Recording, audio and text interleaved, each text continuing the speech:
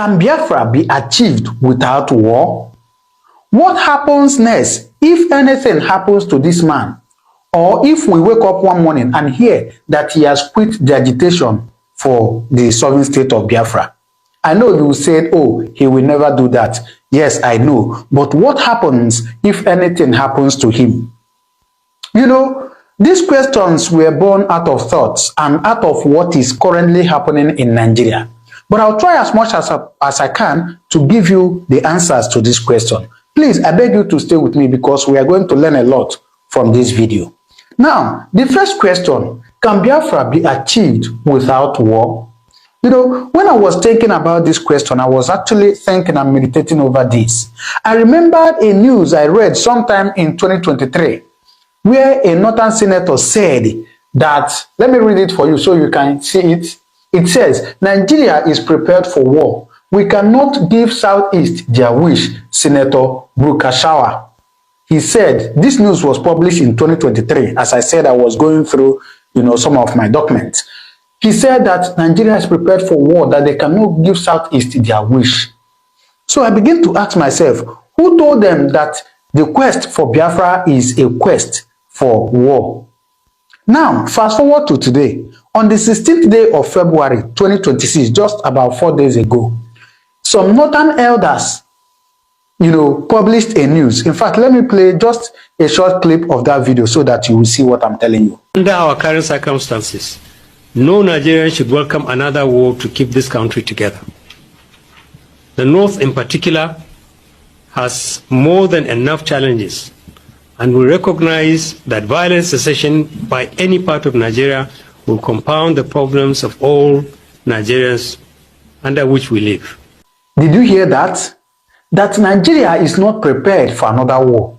And so why is it that anytime they talk about the East, the quest of the East, they talk about war? Why? Well, I will allow the master to answer you that. Now, the second one, he says, what happens if anything happens to Nnamdi Kanu? You see this question? When I was thinking about it, as God may have it, I came across a very interesting interview that Mazi Nnamdi Kanu granted, where he addressed this. So please, I want to beg you to spend a little time. This interview is one of his best interviews. Oh yes. So please, I want to beg you to listen to him because he took time to answer this question. What happens if anything happens to him? And he also took time to answer this question. Can Biafra be achieved without war? Please listen to him. Then you do well to drop your comment in the comment section. All right. Please, if this is your first time coming across my channel or my video, please do well to subscribe. Listen to Mazi Nnamdi Kanu. Are you not afraid for your life? And what happens? I am dead already. And at what happens if anything happens to you now? Do you have protection plans? Do you think this dream is realizable without a war? And are you prepared to fight another war? This dream can be realized without a war. And let me put it this way, as soon as the various ethnic groups in Nigeria realize what Nigeria means to each and every ethnic group, they will subscribe to our position. So it is realizable without a war. Before the white man came, let me ask you this, because it's an interview, which means you can ask me questions and I can ask you. Before the white man came, was there any Nigeria? Before the white man came, did Nigeria exist? It's a simple question that I'm asking you. Did Nigeria exist before? It didn't, no. It didn't exist. Then why are African people, black people dying over something that they did not create? Did any Yoruba man create Nigeria? The answer is no. No Igbo man created Nigeria. No Hausa man did. No Fulani man did. No Kanuri man did. No Jukun man did. When you come to Nigeria, it's always a debate about it is our turn. It is our turn. It is our turn to rule. Now there are over 250 main ethnic groups in Nigeria. If you keep rotating the presidency every 8 years to each and every ethnic group, times 8 by 250. How many years are you going to get? So some people will die many times over. They will reincarnate many times over. The presidency hasn't come to them. Nigeria is a joke and an absolute mess. It was not created by black people. Therefore, it cannot be sustained by black people. I want to see an Africa where a Yoruba nation, a Yoruba mega nation extends from Togo all the way to Edo State. That's what I want. Because that is authentic Africa. I don't know why Africans are so beholden to something that's alien to them. Are you a white man?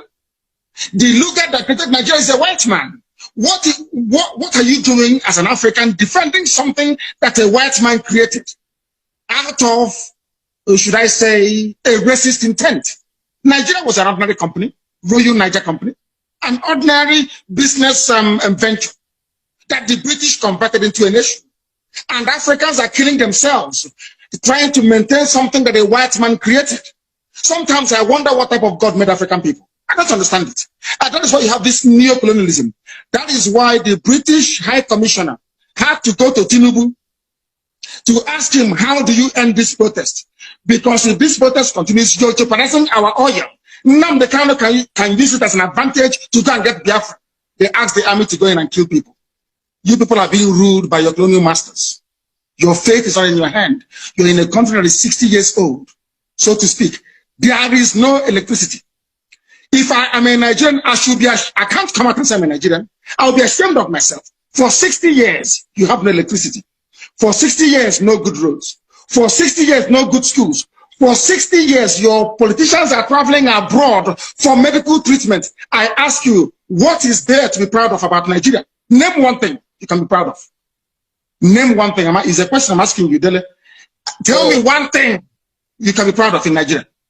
Nigerians are amongst the brightest people in the world, including the Igbo people, of which you are one. You're a very brilliant man. That is Nigeria in your DNA. I was born a Biafran, not a Nigerian. Nigeria is a historical mistake. Was there a birth certificate at that time that wrote Biafra on it? Of course, yes. You want me to show you? I'll show it to you. I can email it to you. It's not here with me right now. I can email it to you. My person is Biafra. I don't mind. I will email it to you. So you see, what I'm asking is, if Nigeria never existed until the white man came, why are you as a black African man defending it? What's a white man created? Why?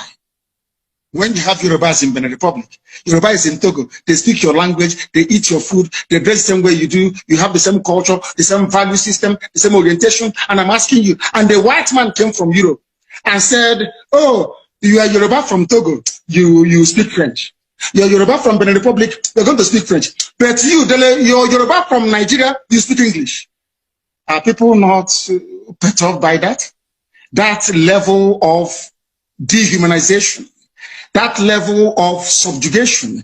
You see, the one thing that shocks me about Africa and their class of intellectuals is the fact that they are willing to swallow hook, line, and sinker anything the colonial master gives to them.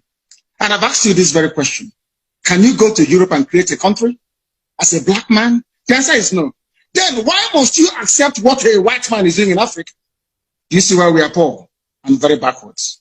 Do you see why Nigeria can never have 24 hours of electricity? Never, ever, ever, ever. Because the foundation is faulty.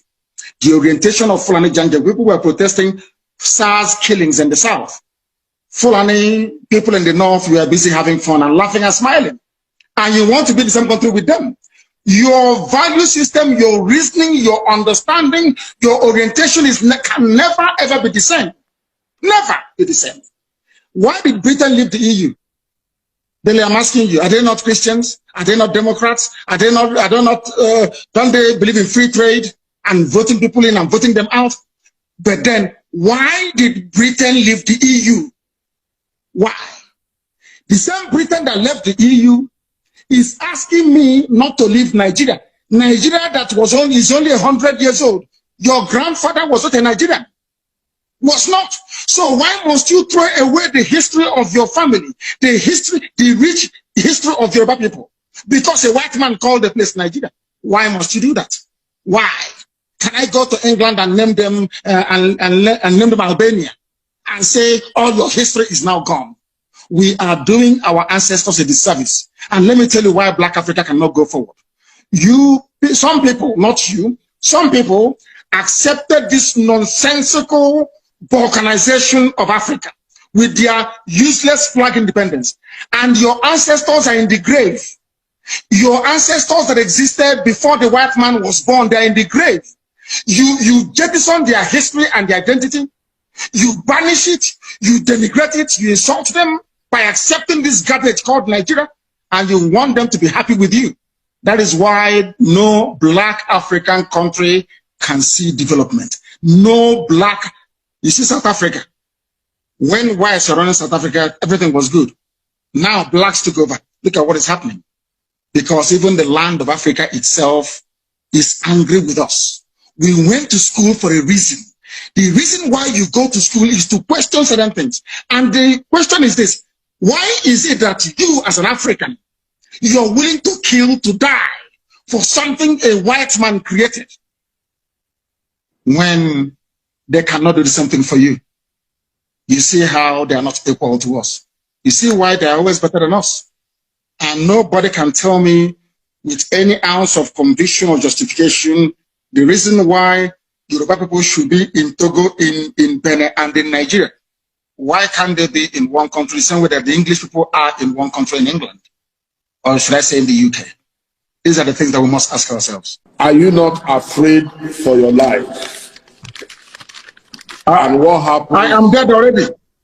And at what happens if anything happens to you now? Do you have protection plans? I am dead already. I was pouring some water to apologize. I am dead already. The only thing that can bring me back to life is Biafra. This life is meaningless without freedom, not just freedom. As I said before, I traveled to England to study for a reason and for a purpose. You cannot tell me that in England they have gas piped all the way from the Scottish gas fields. There is 24 hours a day electricity. There is gas. If you're homeless or if you're unemployed, the government can give you what is called housing benefit. You can pay your rent and live in a decent home. They also give you money to feed as well. If I cannot do those things for my people, then my life is meaningless. So as I am right now, I'm already dead. I'm only waiting for Biafra to revive me and to resuscitate me. And I feel and I do pray that most other Africans should feel the way that I do. Because Africa is a failure because we fail to address the core and the key issues affecting our lives. We intend to change that. And by the grace of God Almighty in heaven, we shall be successful. My life doesn't matter anymore. What matters is Biafra. Everything else is irrelevant. And the zoo government, they know it. Everything is irrelevant. The only thing that matters to me, God is my witness, is Biafra, nothing more. I don't have a car. I have nothing. The only promise I said to God is, give me Biafra, that's all. I don't want anything else. What am I doing with money? What am I doing with cars? I don't need them. The Biafra I don't need. Now, someone says, if you disagree so vehemently with the English people for what you believe they've done in Nigeria, how come you accept their protection? They are not protecting me. I'm sure if they have a chance to kill me, they will kill me. They're not protecting me. The only people that ever protected me was the state of Israel. Nobody else has ever protected me. Only Israel did. So if they have a chance to kill me, they will kill me. What protection is the person talking about? I said it before. Chief Obafemi Awolowo went to UK to study. Chief Obafemi Awolowo, because there's one good thing about the UK. If you study there, your eyes will open. You see how vocal and vociferous the protest in London was.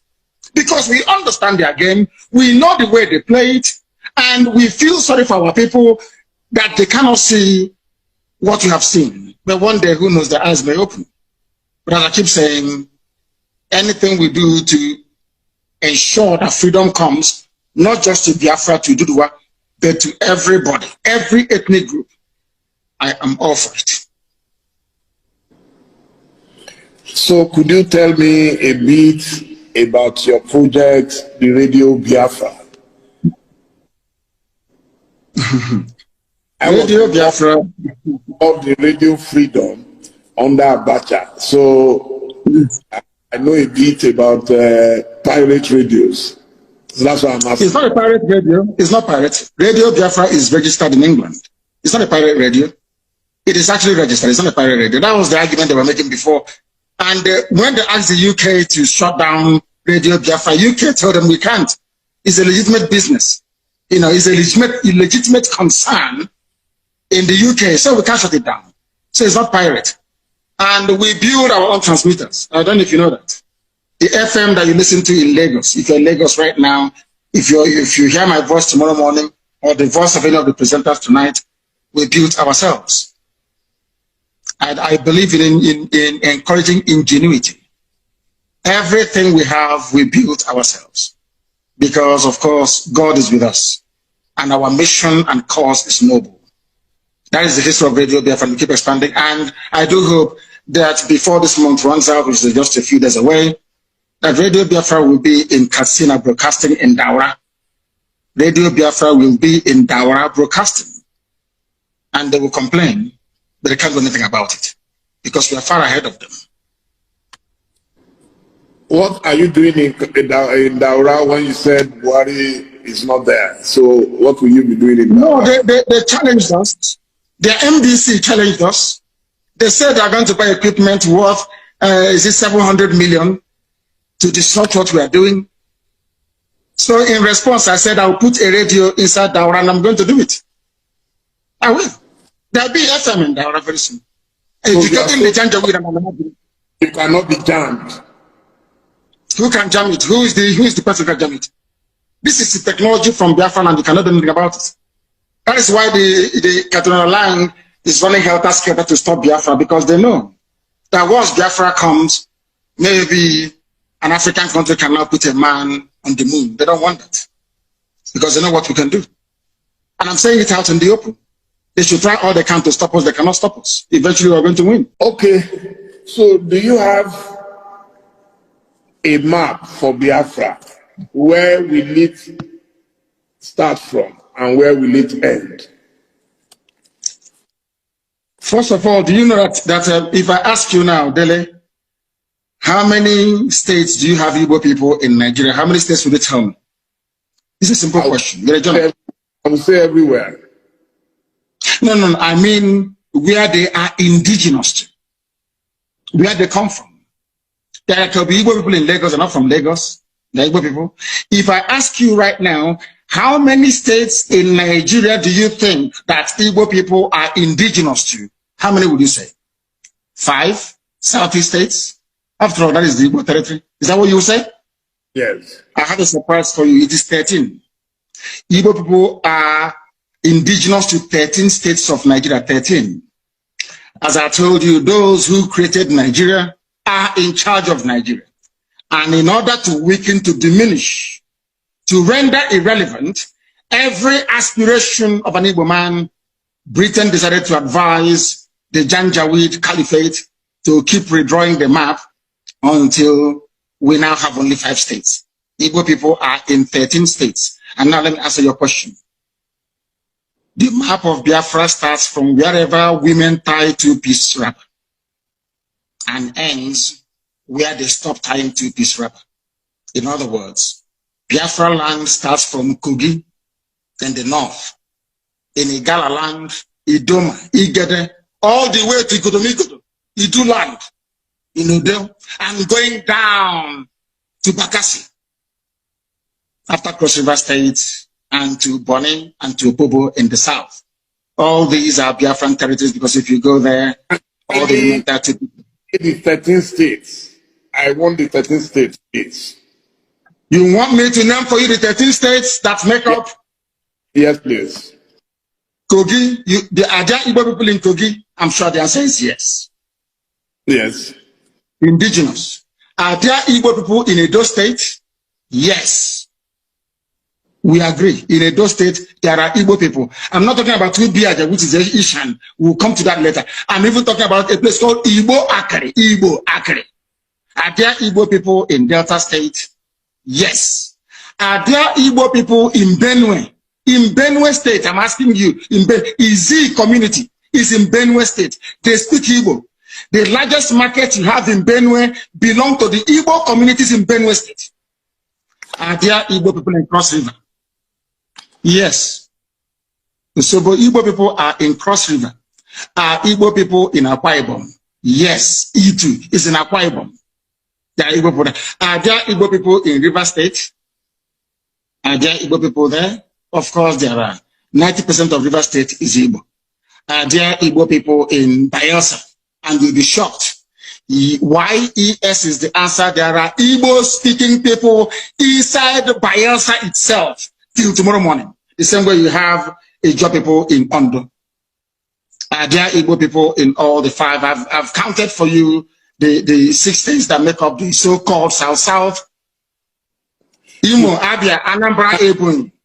Yeah, you've mentioned 9 now. 9 states. 1, 2, 3. Kogi, Edo, Benue, Cross River, Akwa Ibom, Rivers, Bayelsa, Ondo. Have you added? No, not in Ondo. We're not in Ondo. Igbo is not in Ondo. What is in Ondo is Ijo. Ijo is in Ondo, not Igbo. But okay. Ijo is Biafra. And we'll get to that later. And then you add the 5 southeastern states. You have Imo, you have Anambra, you have Enugu, you have Ebonyi, you have Abia. Add all of them together. Imo, Anambra, Ebonyi, Abia, Enugu. 1, 2. Add it to the other 6. Okay. 5 southeastern states. 6, 7, 8, 9, 10, 11, 12. I think 1 is missing somewhere. One cannot be. 6 states of the South, 5 states of the Southeast, then Kogi and Benue. And then you get 13. In all these places, you have, I'm not telling you about where they are trading, where they are doing business. People from there are Igbo. They are indigenous. I think Kogi would agree to go with Biafra. No, it's about a referendum. What we're asking for is that part of Kogi where women tie 2-piece wrapper. That's all. Your mother will tell you where you come from.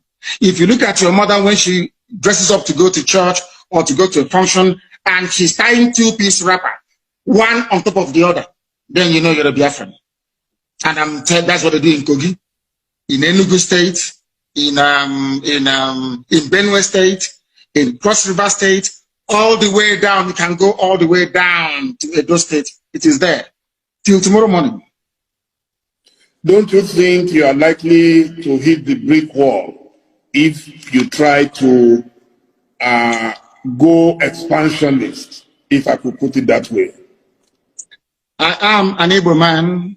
With all due respect, my dear brother, the Yorubas may be comfortable leaving Yoruba people in Togo and the Benin Republic and calling somebody from Sokoto State their brother.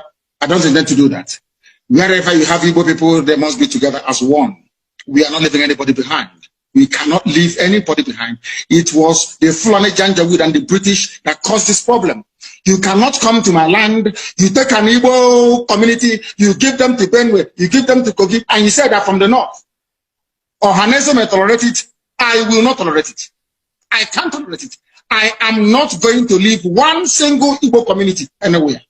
They must be part of Biafra. They must be part of Biafra. What happens?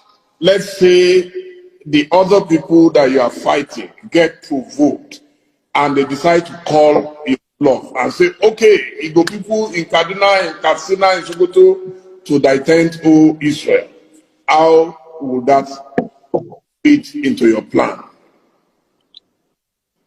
Quite frankly, before you answer, let me do it as a double warning. And what if the Igbos in those places say they are not interested in joining you? Hallelujah. We say good riddance. Everything we are doing is based on the consent of the people. There must be a referendum, or should I say referenda, which is the plural, right across the board. We are going to ask people, ethnicity by ethnicity, where they wish to belong.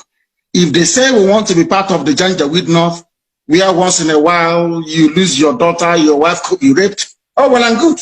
We let them go. I am a Democrat. I'm not going to force anybody to do anything. And Biafra must come via a referendum. People must agree to it. We are not forcing anyone to do anything. Everything we are saying and doing is geared towards one outcome, a referendum. If they agree, fine. If they don't agree. So who is going to organize this referendum that you've been talking about? The United Nations will have to organize it at the right time. They will. If it is not organized, what is your plan B? We continue with civil unrest and civil disobedience, boycott of elections. As one of our great heroes said, we will boycott all boycottables until we get what we want. The British never wanted to leave Africa, but they did. Russia never wanted the Soviet Union to break up, but it did. Serbia never wanted Yugoslavia to break up, but it did. Sudan never wanted South Sudan. They never wanted South Sudan to be free. They are free today. Ethiopia never wanted, excuse me, Eritrea to be free, but today Eritrea is free. So that tells you all you need to know. It is not in their hands because you know what? Power belongs to the people. Anything we want is what we are going to get.